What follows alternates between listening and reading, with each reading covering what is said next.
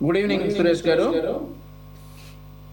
మీకు పెద్దలు కృష్ణాంజనేయులు గారికి, వరలక్ష్మి గారికి, శ్రీనివాసరెడ్డి గారికి గుడ్ ఈవినింగ్. సిటీ న్యూస్ వీక్షకులకు కూడా. సార్, జగన్మోహన్ రెడ్డి గారు ఆయన ప్రభుత్వానికి సమాధి కట్టుకున్నటువంటి రోజు డిసెంబర్ 17, 2019. ఏదైతే అసెంబ్లీలో మన రాష్ట్రానికి 3 రాజధానులు ఎందుకు ఉండకూడదు అని అన్నాడో ఆ రోజే వారి ప్రభుత్వానికి సమాధి కట్టుకోవడం మొదలుపెట్టారు. Thing one. ఆ సమాధి చుట్టూ ఇక ఆ సమాధిలో నుంచి లెగవకుండా సమాధి మీద మళ్ళీ భారతీయ సిమెంట్ తో ఇటుకలతోటి ఆ సమాధి మొత్తాన్ని బంధించిన రోజు ఈ రోజు జూలై 1, 2026. సో జగన్మోహన్ రెడ్డి గారు ఏమంటా ఉన్నారంటే, మా స్టాండ్ 2029 ఎన్నికల్లో మా వీగన్ వర్సెస్ అమరావతి అని అంటా ఉన్నారు. 2029 వరకు అవసరంలా. రాబోయే స్థానిక సంస్థల ఎన్నికలు కావచ్చు, మున్సిపల్ ఎన్నికలు కావచ్చు, వీటిలో మీ స్టాండ్ కూడా మావీగన్నే కాబట్టి చూసుకుందాం. మావీగన్న అమరావతి అనేది మనం ఒకసారి 2029 ఎన్నికల వరకు అవసరం లేదు, అప్పుడు చూసుకుందాం. సో అప్పుడు ఇప్పటి వరకు 3 స్టాండ్లు మార్చినటువంటి జగన్మోహన్ రెడ్డి గారు మొదటి స్టాండ్ అమరావతి, రెండో స్టాండ్ 3 రాజధానులు, మూడో స్టాండ్ మావీగన్, నాలుగో స్టాండ్ కూడా 2029 ఎన్నికలకి వెళ్ళే లోపే వస్తారని చెప్పేసి నేనైతే సవాల్ చేస్తా ఉన్నా, ఛాలెంజ్ చేస్తా ఉన్నా. నాలుగో స్టాండ్ కూడా 2029 ఎన్నికల లోపే జగన్మోహన్ రెడ్డి గారు మరొక స్టాండ్ వేసుకుని వస్తారు. సో వరలక్ష్మి గారు చాలా క్లియర్గా ఎక్స్ప్లెయిన్ చేశారు. వారి బాధలు అవన్నీ కూడా చాలా క్లియర్గా ఎక్స్ప్లెయిన్ చేశారు. వారు ఇంకొక మాట కూడా చెప్పారు, మాకు చంద్రబాబు నాయుడు గారు అంటే భయం లేదు. మా రిటర్నబుల్ ప్లాట్స్లో కావచ్చు, మాకేదైనా అన్యాయం జరిగితే ఆయన అపాయింట్మెంట్ తీసుకుని మేము వెళ్ళి ఆయన స్వేచ్ఛగా అడిగే ధైర్యం మాకుంది అని చెప్పేసి వరలక్ష్మి గారు చెప్పారు. అడుగుతారు definitely. He is answerable. Chandrababu Naidu గారు ఆన్సరబుల్. అమరావతి రైతులకు కావచ్చు, రాష్ట్రంలో ఎవరికైనా కానీ చంద్రబాబు నాయుడు గారు ఆన్సరబుల్. సో మీ మావి కన్నా మా అమరావతి, ఆంధ్రప్రదేశ్ రాష్ట్ర రాజధానిగా అమరావతి అనేది స్థానిక సంస్థల ఎన్నికలు వస్తాయి, ఆ ఎన్నికల్లోనే మనం తేల్చుకోవచ్చు అనేది నా అభిప్రాయం. ఏదైతే మొన్న జరిగినటువంటి జెడ్పీటీసీ ఎన్నికల్లో పులివెందుల్లో కూడా డిపాజిట్ కోల్పోయిన పరిస్థితులు ఉన్నాయో, ఆ పరిస్థితులు మళ్ళీ పునరావృతం అవుతాం గ్యారంటీ.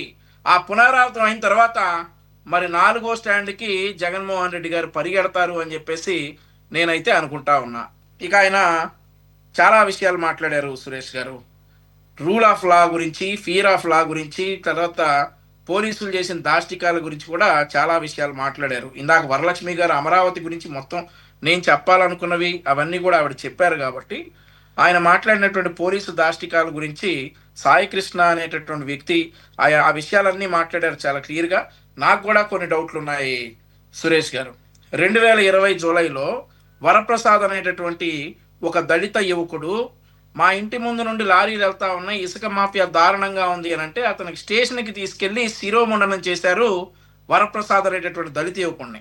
వైసీపీ నేతల ఒత్తిడితోనే అతనికి గుండు గీయించినప్పుడు మీ మానవ హక్కులు ఎటు పోయాయి జగన్మోహన్ రెడ్డి గారు అని చెప్పి నేను ప్రశ్నిస్తా ఉన్నా. వరప్రసాద్ కుటుంబం కాదా, వారిని ఎందుకు పరామర్శించలేదు?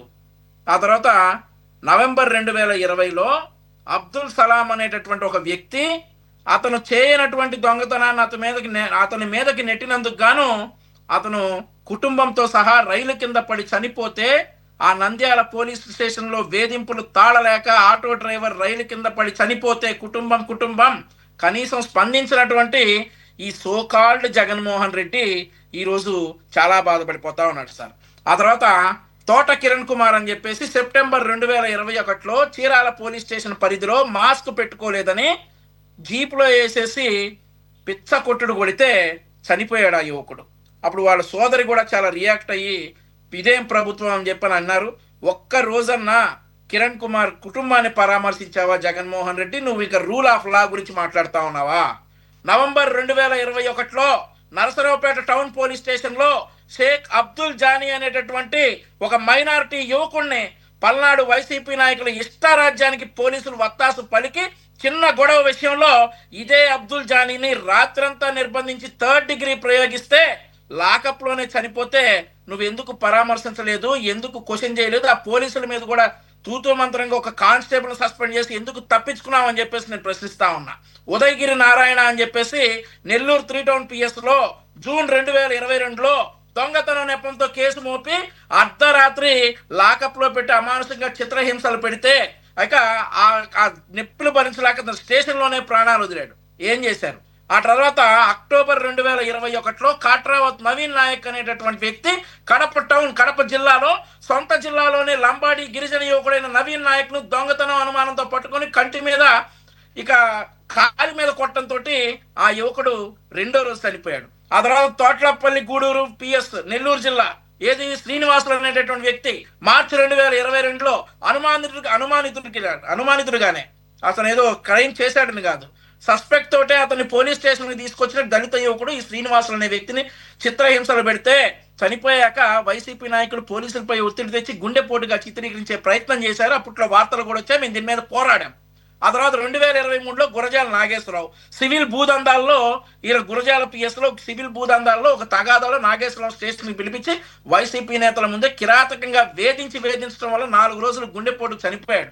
చేనేత కార్మికుడు లక్ష్మీనారాయణ 2021 ఫిబ్రవరిలో మంగళగిరి రూరల్ పోలీస్ స్టేషన్ లో తాడేపల్లి సీఎం గారి నివాసానికి కూతవేడు దూరంలో వైసీపీ నేతల సివిల్ దండాలను ప్రశ్నించాడని చెప్పేసి మంగళగిరి రూరల్ పోలీస్ స్టేషన్ లో తీసుకుని నెక్స్ట్ డే చనిపోతే దీన్ని గుండెపోటుగా చిత్రీకరించారు. ఇప్పుడు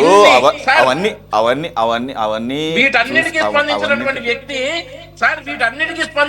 వ్యక్తి ఈ రోజు వచ్చి హే రామ్ సేవ్ ఆంధ్ర అంటాడా? సేవ్ ఆంధ్ర గుండు కొరిగాడు ఆంధ్రప్రదేశ్ రాష్ట్రానికి 2019 నుండి 24 వరకు. హే రామ్ అనే అసలు అర్హత ఉందా? ఇప్పుడు అలాగా సార్, అలాగదండి. ఇప్పుడు లాకప్ డెత్ జరిగిందన్నది మాట వాస్తవం. అది ఒక్క నిమిషం సార్, లాకప్ డెత్ ఒక్క నిమిషం ఆగండి సార్. వాళ్ళు చేశారు కదా అని చెప్పేసి మీరు అవన్నీ చేశారు కదా, పలకరించలేదు కదా అని చెప్పేసి హత్యను ఎవడో సమర్థించడం లేదు, మేము సమర్థించడం లేదు. సర్కిల్ ఇన్స్పెక్టర్ అరెస్ట్ చేశాం, ఆ తర్వాత 2 కానిస్టేబుల్ అరెస్ట్ చేశాం. పారదర్శకంగా దీని మీద ఎంక్వైరీ జరుగుతా ఉంది. దీని వెనకాల ఎంత ఉన్నా కానీ మేము ఉపేక్షించే ప్రసక్తే లేదని ముఖ్యమంత్రి గారు హామీ ఇచ్చారు. ఆ కుటుంబం సాటిస్ఫై అయ్యారు. ఇప్పుడు సిబిఐ ఎంక్వైరీ కావాలని కోర్టుకి వెళ్ళారు. కోర్టు కనుక సిబిఐ ఎంక్వైరీ ఆదేశిస్తే ఖచ్చితంగా సిబిఐ ఎంక్వైరీకి ఈ కేసును అప్పగించడం జరుగుతా ఉంది. నేను అనేదల్లా కూడా సేవ్ ఏపీ అని చెప్పి గాడ్ సేవ్ అంటే అంటాడా? జగన్మోహన్ రెడ్డి అంటాడు ఆ మాట. హే రామ్ గా సేవ్ ఏపీ అన్నప్పుడు మరి రామతీర్థంలో రాముడి తల నరికారు కదా, ఆ తర్వాత అంతర్వేదిలో రథం దగ్ధం చేస్తే ఇంకో రథం కొనుక్కుంటా ఉన్నారు కదా, కనకదుర్గమ్మ వెండి సింహాలు మాయం చేశారు కదా, ఆ తర్వాత హనుమంతుడు చెయ్యిరిగితే సిమెంట్ చెయ్యగా ఇంకోటి కట్టిస్తా ఉన్నారు కదా. అసలు అంతెందుకు సార్, దేవదేవుడు తిరుమల తిరుపతి అవన్నీ జగన్మోహన్ రెడ్డి గారు ఏం చేయలేదు కదా, అవన్నీ జగన్మోహన్ రెడ్డి గారు స్వయంగా చేయలేదు కాబట్టి ఆయనకి హే రామ్ అనే అర్హత లేదా? ఆయన చంద్రబాబు నాయుడు గారు చేశారా సార్ ఇవన్నీ స్వయంగా? ఇవన్నీ చంద్రబాబు నాయుడు గారు చేశారా స్వయంగా? 5 సంవత్సరాలు ముఖ్యమంత్రిగా చేసినట్టుగా మాత్రం ఇంగిత జ్ఞానం ఉండొద్దా? చంద్రబాబు నాయుడు గారు చేశారా ఇవన్నీ స్వయంగా? అవన్నీ జగన్మోహన్ రెడ్డి గారు చేయలేదు, ఒప్పుకుంటాం. ఇవన్నీ చంద్రబాబు నాయుడు గారు చేశారా? ఆంధ్రప్రదేశ్ మొత్తానికి గుండు కొట్టి ఈ రోజు హే రామ్ సేవ్ ఏపీ అంటాడా? ఈయన అనాలిక సేవ్ ఏపీ అని. నువ్వు అక్కడ ఆంధ్రప్రదేశ్ రాష్ట్రంలో నుంచి వెళ్ళిపోతే ఆంధ్రప్రదేశ్ రాష్ట్రాన్ని రక్షించినట్లే, సేవ్ చేసినట్టే. నువ్వు ఉంటే సేవ్ చేస్తావు ఆంధ్రప్రదేశ్ రాష్ట్రాన్ని. ఇక రూల్ ఆఫ్ లా గురించి, ఫియర్ ఆఫ్ లా గురించి మాట్లాడుతూ ఉన్నాడు సార్ జగన్మోహన్ రెడ్డి గారు. ఇందాకే వరలక్ష్మి గారు చెప్పారు, భయపడి సత్యావు నువ్వు ఉన్నన్ని రోజులు అని ఒక గృహిణి వరలక్ష్మి గారు చెప్పారు. భయపడి సత్యావు అనే మాట నోట్ చేసుకోండి. ఒక వరలక్ష్మి గారే కాదు, మీ పార్టీలో ఉన్నటువంటి ఎంపీలు కూడా భయపడి సచ్చారు. మీరు ఆ ఫియర్ ఆఫ్ లా గురించి మాట్లాడేది. ఫియర్ ఆఫ్ లా ఈ రోజు ఆంధ్రప్రదేశ్ రాష్ట్రంలో ఉందా? ఈ రోజు ఎవరు కూడా ఇండిపెండెంట్ గా ఎవరి తోచినటువంటి భావ వ్యక్తీకరణ వాడు వ్యక్తపరుస్తా ఉన్నారు ఆంధ్రప్రదేశ్ రాష్ట్రంలో. ఎవరికి తోచింది వాడు మాట్లాడుతా ఉన్నారు. ప్రభుత్వాన్ని విధానపరంగా ప్రశ్నిస్తే మేము సమాధానం చెప్తా ఉన్నాం. అక్కడ దాకెందుకు నిన్న జరిగిన డిబేట్ లోనే వైసీపీ ప్రతినిధి ఓపెన్ గా చెప్పారు, ఆ టైంలో బయటికి రావాలంటే భయపడ్డారు. ఎందుకు భయపడ్డారు?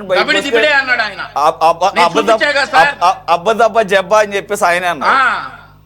అదే కదా ఫియర్ ఆఫ్ లా గురించి, రూల్ ఆఫ్ లా గురించి జగన్మోహన్ రెడ్డి మాట్లాడాలి. జగన్మోహన్ రెడ్డి అదొకటే కాదు ఆయన మాట్లాడింది. ఒక్క మన దేని దాన్ని సెగ్రిగేట్ చేద్దాం. ఇప్పుడు ఒక సబ్జెక్ట్ కాదు కదా, ఆయన రైతుల గురించి కూడా మాట్లాడారు. రైతుల సమస్యలు లేవా? అదే సార్, రైతుల గురించి మాట్లాడిన దానికి వరలక్ష్మి గారు సమాధానం చెప్పారు. ఆ రైతులు చెప్పారు. ఇంకా అమరావతి రైతుల గురించి కాదు సార్, అమరావతి రైతుల గురించి కాదు, ఎరువుల గురించి, మినిమం సపోర్ట్ ప్రైస్ గురించి, వాటి గురించి కూడా మాట్లాడారు. ప్రభుత్వం ఆ విషయంలో ఫెయిల్ అయిందని కూడా మాట్లాడుతున్నారు. పక్కన ఉన్నటువంటి కర్ణాటక ఒక్క నిమిషం కర్ణాటకకు సంబంధించినటువంటి మంత్రి ఎన్డీఏలో ఉండి ఐ మీన్ వారు తెచ్చుకోగలిగింది మినిమం సపోర్ట్ ప్రైస్, మీరెందుకు భయపడుతున్నారు కేంద్ర ప్రభుత్వాన్ని అడిగని చెప్పేసి కూడా క్వశ్చన్ చేస్తున్నారు. మరి ఏమంటారు సార్? ఇప్పుడు 5 సంవత్సరాలు రైతులు నిలువునా ముంచి రైతుల కన్నీళ్లతో శవ రాజకీయాలు చేసి ఇప్పుడు ప్రెస్ మీట్ లో రైతులపై ప్రేమ కురిపిస్తున్నట్టు నటించడం జగన్మోహన్ రెడ్డి గారి కపట రాజకీయాలు. పంట బీమా పేరుతో 5 ఏళ్లు రైతులు నట్టేటా ముంచిన వ్యక్తి, రైతులకు ఇవ్వాల్సిన ఇన్పుట్ సబ్సిడీ పూర్తిగా సరైన స్థానంలో అందించినటువంటి వ్యక్తి, వ్యవసాయ యంత్రీకరణ కీలకమైన ట్రాక్టర్లు అవి కూడా ఒక్కసారి కూడా ఇవ్వనటువంటి వ్యక్తి, ఈ వ్యక్తి ఈ రోజు రైతుల గురించి మాట్లాడుతా ఉన్నాడు. ఎంతో ప్రాధాన్యం కలిగినటువంటి జీరో బడ్జెట్ నేచురల్ ఫార్మింగ్ కూడా అటకెక్కించినటువంటి జగన్మోహన్ రెడ్డి, తమ హక్కుల కోసం పోరాడి అరెస్ట్ చేసినటువంటి జగన్మోహన్ రెడ్డి. ఒక్క నిమిషం వంశీ గారు, మీ నెత్తిన ఆయన పాలు పోసాడు. ఇటువంటి మెయిన్ వాటిని హైలైట్ చేయకుండా చివరికి మావిగన్ అని చెప్పేసి ఎజెండాతో వెళ్ళడంతో మొత్తం పక్కదారి పెట్టింది. ఆయన మిగతా ఏవైతే ఇష్యూస్ కొన్ని రైజ్ చేశాడో రీజనబుల్ ఇష్యూస్, అసలు ముఖ్యమైన ఇష్యూస్ చెప్పే కదా మీకు. ఇంకా దాన్ని ఏదో అంటారు కదా, మీరు రిలాక్స్ అయిపోయే పరిస్థితి తీసుకొచ్చాడు ఆయన. ఒక్క నిమిషం ఆగండి, ఒక్క నిమిషం.